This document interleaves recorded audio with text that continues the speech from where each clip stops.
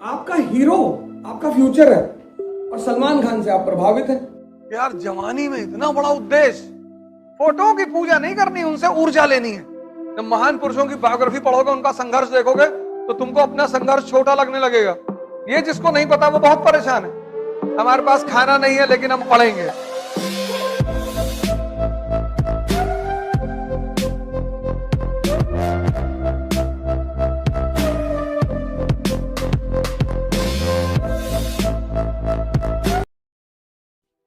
लड़ना बहुत जरूरी है, पर जीवन में यह पता होना चाहिए किससे लड़ना है और किस लिए लड़ना है। यह जिसको नहीं पता वो बहुत परेशान है। तुम गांवों में देखो, एक एक बिस्सा जमीन के लिए लोगों ने अपने आप को बर्बाद कर डाला। एक बिस्सा जमीन के लिए मुकदमा लड़े, 15 बीघा बिक गया। देखो अपनी तरफ गांव में क्या हाल है। लड़ना है लाइफ में, ये लड़ाई ही तो चल रही तुम्हारी आईएएस की तैयारी, लड़ाई ही है। ये लड़ाई सही है, सही लड़ रहे हो। घर में अंबेडकर की फोटो लगा लो, गांधी की लगा लो, भगत सिंह लगा लो। जब निराश हो तो एक बार इन लोगों को देख लिया करो, जो ऊर्जा से भर जाओगे एकदम से। विवेकानंद की लगा लो। इसीलिए तो हिंदू मूर्ति पूजा करते थे। मूर्ति से कुछ मांगते नहीं थे, उससे ऊर्जा मिलती थी। जब मूर्ति की तरफ देखते थे तो राम के बारे में सोचते थे कि 14 साल जंगल में रहे। तो जब दूसरे की बुराई, जब दूसरे की संघर्ष सुनते हो तो अपना छोटा लगने लगता है।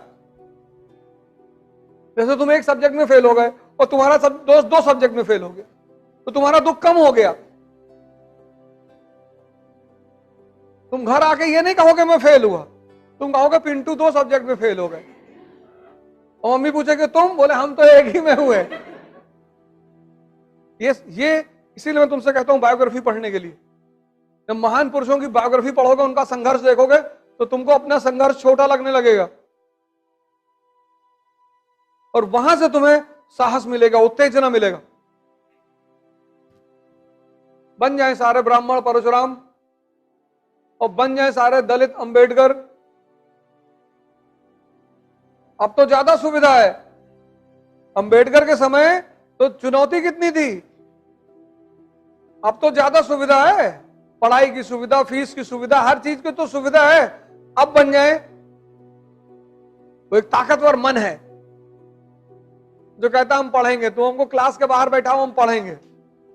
हमारे पास खाना नहीं है लेकिन हम पढ़ेंगे।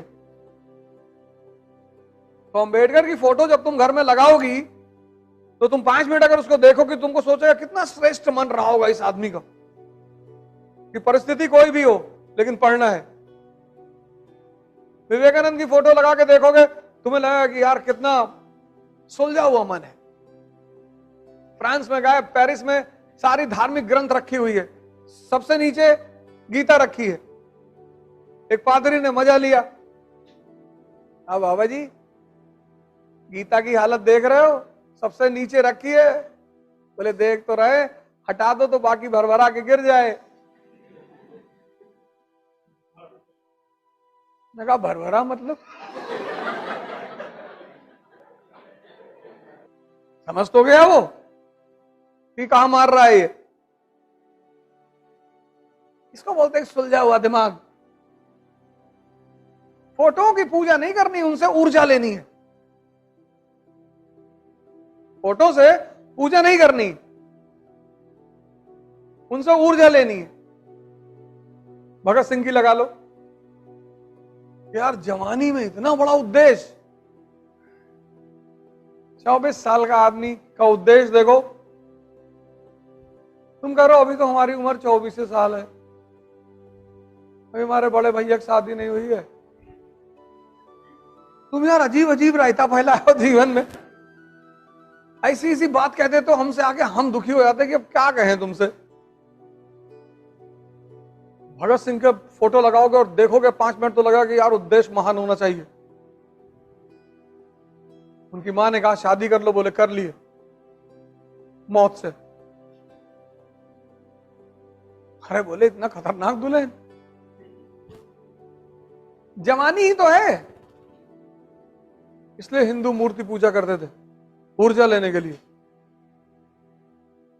बाद में उन्हीं मूर्तियों से भीख मांगने लगे हो, बस कमजोर हो गए। वो जो मेन उद्देश्य था मूर्ति पूजा का वो भूल गए। राम की पूजा कर रहे हो तो तुम्हें पता है त्याग और तपस्या से राजा बना जाता और भगवान।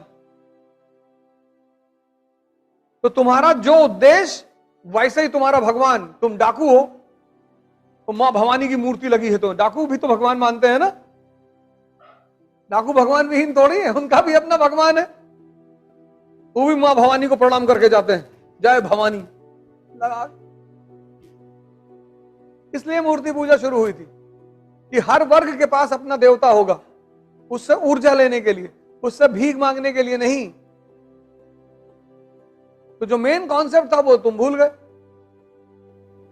ये इररिलेवेंट चीजें जो हैं, इररिलेवेंट, कोई भी चीज खराब नहीं होती, समय के साथ इररिलेवेंट हो जाती है। कल मैंने पोस्ट डाला था, शायद आपने ध्यान दिया होगा। मैंने कहा राम की मूर्ति हिंदुओं ने क्यों बनाई, घर में रखा, तो जिसको आप हीरो मानते हैं, आइडियल मानते हैं, आप उसके जैसा बनना चाहते हैं। आपका हीरो आपका फ्यूचर है। तो आपने शिव भगवान की मूर्ति सामने रखी, राम की रखी, कृष्ण की रखी, तो आपके वो हीरो है, आइडियल है। आपने उनकी तो पूजा कर ली और सलमान खान से आप प्रभावित हैं, तो आप खत्म हैं।